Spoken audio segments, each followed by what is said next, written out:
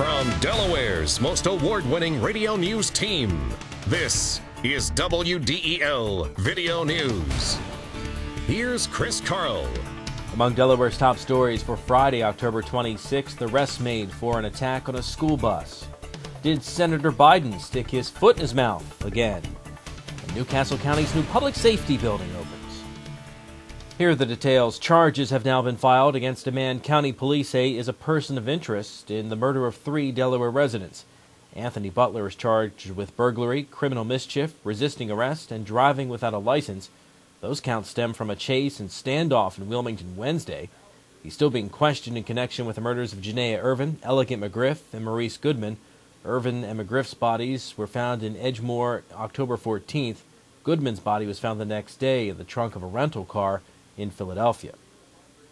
A reward is now being offered for information leading to the arrest of a person who killed a man outside a Claymont Drug Treatment Center.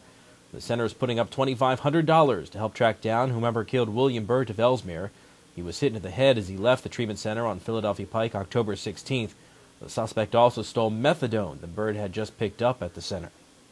6 Christiana High School students face charges in connection to last month's beating of another student on a school bus.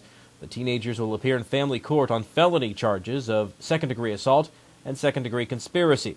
The 15-year-old victim, who suffered a fractured eye socket and a concussion in the attack, has since transferred to another school. Newark police have arrested the second suspect, who claimed to be a cop. Police say James Brown turned himself in yesterday. Brown and Raymond Williams are accused of stopping 2 people September 29th, shining a flashlight into the victim's eyes and identifying themselves as Newark Task Force, searching and robbing one victim. The other victim was able to get away. Coming up, a big donation for education. WDEL News continues in a moment.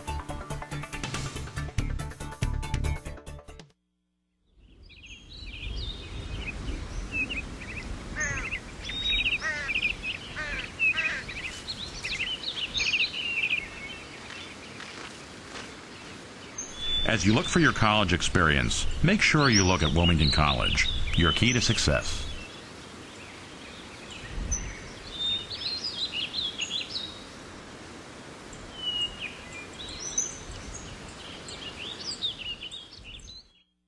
A political observer believes Senator Biden's comments about Washington, D.C. schools failing because of their high percentage of minority students isn't racist. Biden's office has explained the senator's comment as referring to the fact that many minority kids don't have the same academic advantages as kids in more affluent areas. Vaughn Ververs of CBSNews.com tells WDEL News the comment is actually evidence of Biden's tendency to go off on tangents when answering questions, and the comment won't damage Biden's presidential candidacy. Ververs says some of the senator's critics are worried a similar mistake could prove costly in dealing with foreign leaders if Biden were to become president. Newcastle County officially opens its new state-of-the-art public safety building. WDEL's Carl Konevsky takes a look.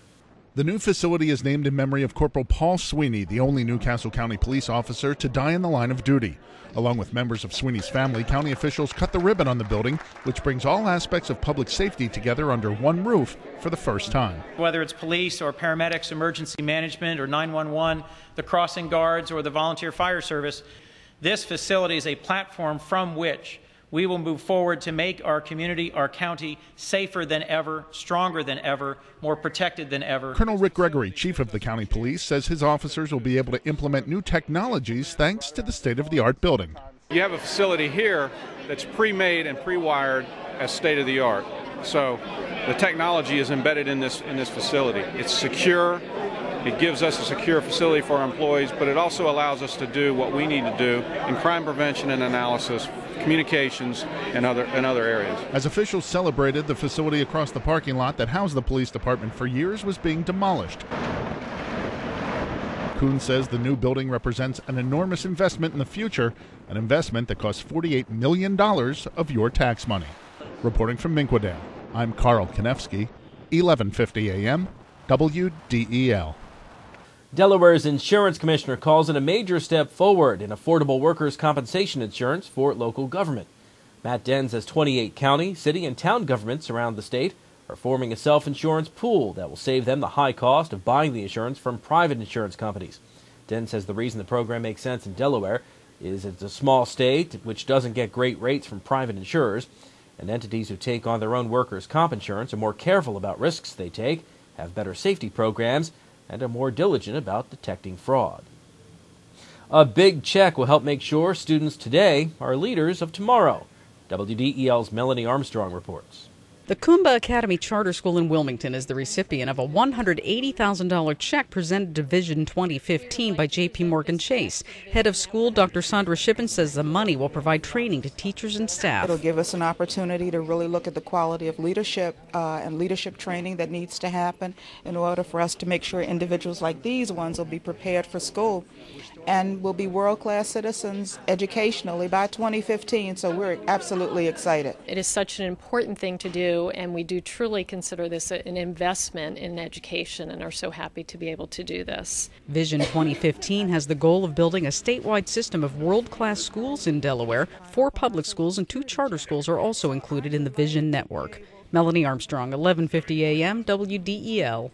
WDEL is proud to recognize the community contributions of Dr. Gerald Foster. Dr. Foster was presented with a clock and a thank you last night from WDEL General Manager Mike Reith, marking Foster's recent retirement from the airwaves. The 90-year-old Foster has been the voice of the Sunday morning program Wings of the Morning on WDEL for 50 years, producing more than 2,500 episodes. Foster is also the founding pastor of Aldersgate United Methodist Church in North Wilmington and has participated in almost 24 missions all over the world. Foster told the gathering that you should always try to help someone because we're in this together. The Flyers' long road trip is off to a rough start. WDEL Sports and your Delaware AccuWeather forecast coming up. I'm Peter MacArthur. I'm Melanie Armstrong, and here are Delaware's top stories at the top of the hour. The most complete coverage of the news that matters in Delaware. Every weekday morning, 5:30 till 9 on 1150 AM WDEL. In WDEL Sports, Brad Richards scored 2 goals to lead the Tampa Bay Lightning to a 5-2 win over the Flyers last night. The Flyers are back in action at Boston tomorrow. The potent Colorado Rockies offense was silenced for the second straight night. This time, the Boston Red Sox needed great pitching, and they got it from Curt Schilling, who gave up a first-inning run, then pitched scoreless baseball over 5 1/3 innings as the Red Sox edged the Rockies 2-1 to take a 2-0 lead in the World Series. Schilling raised his postseason record to 11-2 overall and 3-0 this year. The two teams travel today to Denver, where Game 3 will be played tomorrow night. There is high school football action tonight on WDEL with AI DuPont hosting William Penn. WDEL will have all the action beginning at 7:10 with pregame coverage. Kickoff is at 7:30. College football, Delaware gets back into action tomorrow after a break last weekend, stepping up in class to play 1A Navy. WDEL's Lee St. John has more with the Hens.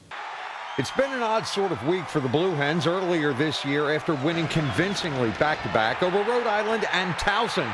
The Hens dropped a spot in the polls each week. Then they jump up 5 this week when they didn't even play. So they go into Saturday's game at Navy, number 9 in the Sports Network 1AA polls. The Middies come in 4-3, fresh off a 44-24 loss on their home field to Wake Forest out of the ACC last Saturday. Navy runs the triple option and has a pair of quarterbacks, 4 running backs, and a wide receiver that all average over 40 yards rushing a game. For Delaware, despite the week off, Omar Cup is still the highest scorer in all divisions of NCAA football with 24 touchdowns, and Joe Flacco is near the top among FCS quarterbacks. Kickoff in Annapolis is 1 Saturday afternoon. Reporting from Newark, Lee St. John, 1150 AM WDEL Sports. The 12th-ranked Delaware State Hornets continue their quest for a MEAC title tomorrow at South Carolina State.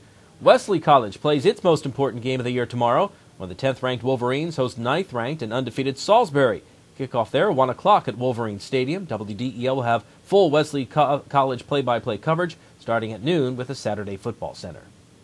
Your WDEL Delaware AccuWeather forecast for today and tonight. Periods of rain and drizzle. Rain could be heavy at times, the high reaching 61 today, low dipping just to 58 tonight. For Saturday, cloudy with rain tapering to drizzle by afternoon, a high 70. And for Sunday, sun and clouds, a high of 63. Get news updates throughout the day, Delaware's top stories at the top of the hour on 1150 AM. And get WDEL News text alerts sent right to your cell phone. Sign up at WDEL.com. I'm Chris Carl. Have a great weekend. Thanks for watching.